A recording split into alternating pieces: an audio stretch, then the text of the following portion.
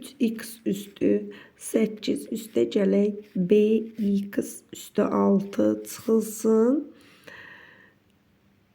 X üstü 5 çıxılsın. Ax üstü 8 və üstəgələk 2x üstü 6 üstəgələk 4x kvadratı üstəgələk 1.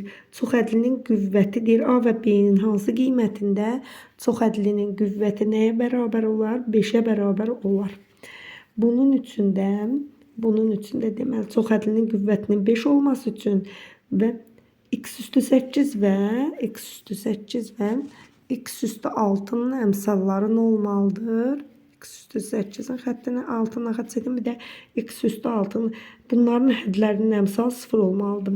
Yəni bunları qruplaşdırdıqdan sonra 3x plus 8 ilə ax çıx. Ax üstü 8-i qruplaşdıranda buradan x üstü 8 mötərizə xaricinə çıxır. Qalır 3 çıxa. Sonra bir də bizdən x üstü 6-ları demişdi. Bunları da bir qruplaşdıraq. X üstü 6-ları yazaq. Bx üstü 6 üstəgələk 2x üstü 6. Buradan da x üstü 6 çıxır. Mötərizə xaricinə qalır b plus 2.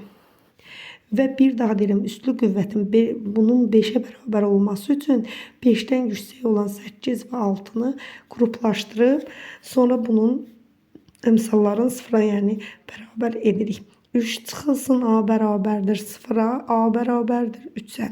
B üstəgələk 2 bərabərdir 0-a, b də bərabərdir -2-yə. Doğru cavab A 3, B -2. Sonra tənliklər sistemi. Deməli, belə bir tənliklər sistemidir. Bir dənə sistemi çəkək. X kvadratı çıxılsın. 6x y üstəgələk y kvadratı bərabərdir -47.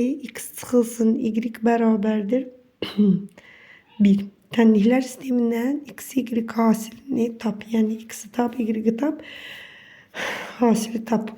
Bunu bu şəkildə yazacağım. X çıxılsın, x kvadrat çıxılsın. 6x y üstəgələk y kvadratı bərabərdir -47-ni bu halda yazacağım. X çıxılsın, y-in bağlanmış kvadratı üstəgələk parçalayacağım. 2x y çıxılsın, 6x y bərabərdir -47 halında.